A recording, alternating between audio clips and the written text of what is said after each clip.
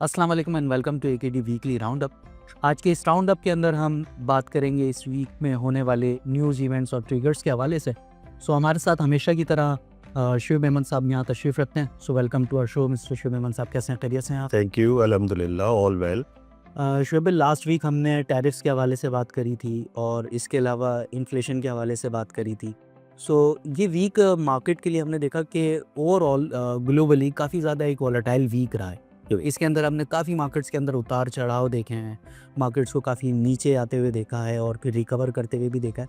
Almost बहुत सारी markets अच्छा खासा रिकवर कर गई जितना नीचे गई थी इन टैरिफ्स की वजह से। लेकिन हमारी मार्केट जो है वो उस तरह से रिकवर नहीं कर पाई है। आपको क्या लगता है कि क्या वजह है इस वजह से कि हमारी मार्केट इतना ज़्यादा आउट परफॉर्म नहीं कर पाई, डिस्पाइट इसके कि हमने लास्ट वीडियो के अंदर हमने इस बात को भी हाईलाइट करा था कि हमारे जो मार्केट है वो इतनी ज़्यादा इम्पैक्टेड नहीं है इन यूएस टैरिफ्स की वजह से? जी, बिल्कुल।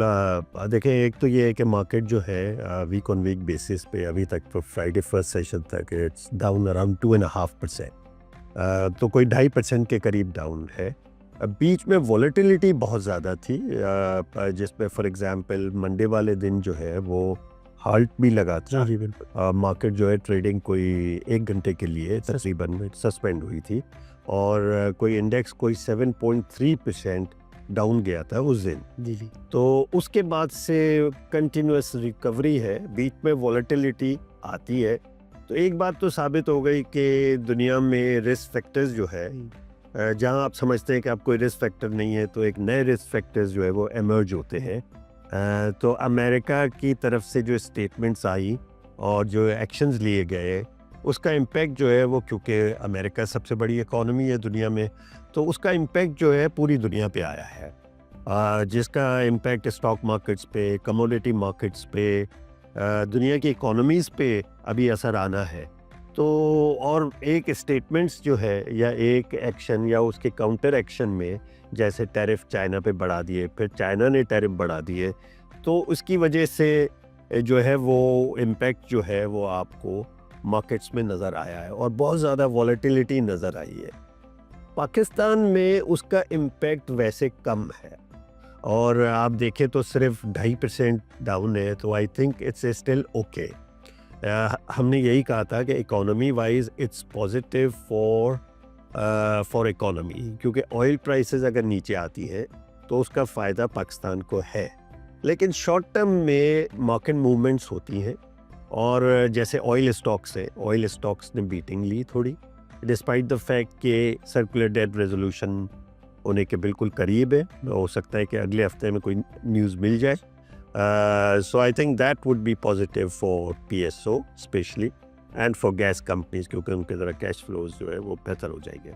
तो यहाँ पे ये है कि चीज़ें अभी होनी है, बट ड्यूरिंग दैट टाइम आपको वॉलेटिलिटी मिलती रहेगी, क्योंकि कमोडिटी प्राइसेस जैसे ऑयल है वो बहुत ज़्यादा टूट गया, या फार्मा की एपीआई प्राइसेस हैं, आई थिंक वहाँ भी फ़र्क आया होगा।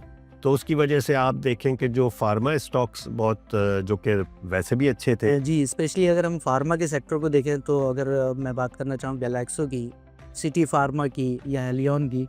गैलेक्सो देख लें, तकरीबन वीक ऑन वीक बेसिस पे 10% का इंक्रीज़ है। इसके अलावा सिटी फार्मा में 14% से ज़ायद का इंक्रीज़ है और हेलियन के अंदर भी तकरीबन 2.5% से ज़्यादा का इजाफा वीक ऑन वीक बेसिस पर है। तो ये फार्मा सेक्टर के अंदर काफ़ी ज़्यादा अट्रैक्शन नज़र आ रही है। फार्मा सेक्टर पे थोड़ा सा ब्रीफ कर देंगे? जी, बात ये है कि ये जो स्टॉक्स हैं इनमें वैसे ही बाय कॉल्स हैं लोगों की, ऑलरेडी ब्रोकेज हाउसेस की। और फिर जब ये क्राइसिस शुरू हुआ तो लोगों ने कहा कि जी इनकी जो रॉ मटेरियल प्राइसेस है वो भी गिर रही है। तो उस सूरत में जो है there is a renewed interest in pharma sector. तो आप देखें ग्लैक्सो में, हेलियन ने सेंट्रम लॉन्च की थी, जो उनकी ये बात हो रही है कि पैनाडोल जो है उसके जो रॉ मटेरियल है उसकी प्राइसेस भी गिर रही है। तो उस सूरत में जो है वो यहाँ पे इंटरेस्ट आया है, रिन्यूड इंटरेस्ट, और फार्मा सेक्टर को हमने ऊपर देखा है। तो जहाँ जहाँ जैसे फॉर एग्जांपल, हालांकि अगर आप देखें तो OGDC, PPL, Pakistan oil field, इन पे कुछ इम्पैक्ट है ऑयल प्राइस का, बहुत बड़ा मेजर इम्पैक्ट नहीं है। बट सेंटिमेंट जो है जब एक दफ़ा वो थोड़ा सा नेगेटिव होता है तो फिर लोग थोड़ा सा वेट करते हैं चीज़ों पे। फॉर एग्जांपल पीएसओ है, अगर उसमें लोकल ऑयल प्राइसेस अगर घटती है तो फिर उसमें इन्वेंट्री लॉसेस आते हैं। बट मेरा ये ख्याल है कि उससे ज़्यादा बड़ी न्यूज़ ये है कि उसमें सर्कुलर डेट रेजोल्यूशन अगर होता है और इनको अपने पैसे वापस मिलते हैं, आई think that is big news. तो जो इन्वेंट्री लॉसेस होंगे उसका इम्पेक्ट रहेगा, जो आया है हमने देखा है, लेकिन ये है कि वो वन ऑफ होंगे। उसके बाद जो है वो कंपनी अपनी नॉर्मल अर्निंग्स जो है वो उनकी अच्छी खासी होगी। तो शोभिक, जिस तरह से अभी हमारे ये वीक एंड हो रहा है, आज फ्राइडे लास्ट ट्रेडिंग सेशन है, सो मंडे ऑनवर्ड्स कोई मार्केट के अंदर न्यू इवेंट आप एक्सपेक्ट करते हैं कि या कोई इकोनॉमिक नंबर्स रिलीज होता हुआ कोई देखते हैं आप मार्केट के अंदर? फर्दर मोर के इन हालात के अंदर, जिस तरह के हालात हैं और ट्रेड वॉर है, ये जो टैरिफ्स हैं, इनकी स्टोरीज है, तो आप क्या समझते हैं कि हमारे जो लोकल इन्वेस्टर है इसको अपना क्या स्टांस इस वक्त क्रिएट करना चाहिए, मार्केट के अंदर किस तरह का रुझान रखना चाहिए? जी देखिए, buy on dips should be the strategy. Market में आपको अपॉर्चुनिटीज़ मिलेंगी क्योंकि आपको हर रोज़ कोई ना कोई स्टेटमेंट्स आ रही है और एक्शंस जो है वो इस किस्म के हैं कि मार्केट्स जो है दुनिया की वॉलेटाइल हो गई है। तो हमारी मार्केट कैन स्टे वॉलेटाइल, लेकिन ओवरऑल मैसेज ये है कि मार्केट्स जो है वो इस मार्केट में एज सच टैरिफ्स का जो रेसिप्रोकल टैरिफ्स इंट्रोड्यूस कराए गए हैं, पाकिस्तान की इकोनॉमी पर बहुत बड़ा इम्पैक्ट नहीं होगा। और if that is the message, तो फिर आपको सेक्टरल बेसिस पे आपको चीज़ें देखनी है, जैसे फार्मा है या जैसे इवन ऑटो स्टॉक्स हैं, क्योंकि अगर आपकी ऑयल प्राइस कम होती है और इन्फ्लेशन कम होती है तो ultimately central bank will have to consider के इंटरेस्ट रेट कट किया जाए। अब वो मई 6 की मॉनेटरी पॉलिसी में करते हैं या जून के बाद करते हैं, that's what central bank decide करेगा। लेकिन ये है कि देयर इज़ अ पॉसिबिलिटी कि अगर सस्टेन बेसिस पे ऑयल प्राइसेस नीचे रहती हैं और तो फिर उस सूरत में जो है वो अल्टीमेटली यहाँ पे भी लोकल ऑयल प्राइसेस कट करनी पड़ेंगे and that will help ease the inflation further. और उस सूरत में जो है वो आपको दोबारा से एक अपॉर्चुनिटी होगी इंटरेस्ट रेट कट की।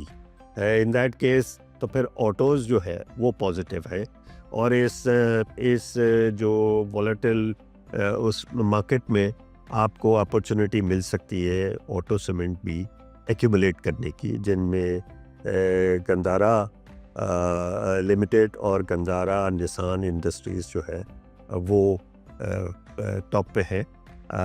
इंडस मोटर के भी नंबर्स इस दफ़ा के जो मंथली नंबर्स आए हैं वो काफ़ी बेहतर है, तो इंडस मोटर पे भी बाय है। होंडा कार ने अपनी एक स्टेटमेंट दी है आज के वो हाइब्रिड इलेक्ट्रिकल व्हीकल्स इंट्रोड्यूस कराएंगे।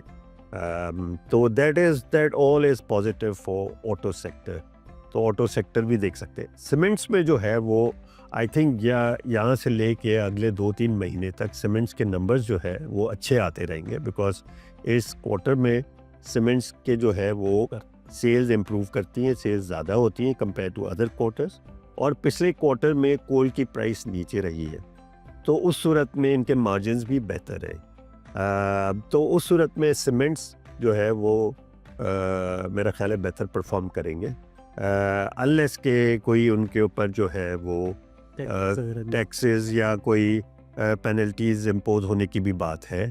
तो अगर वो ऐसी कोई बात होती है तो वो एक शॉर्ट टर्म रिएक्शन आ सकता है, but otherwise cement continues to look good.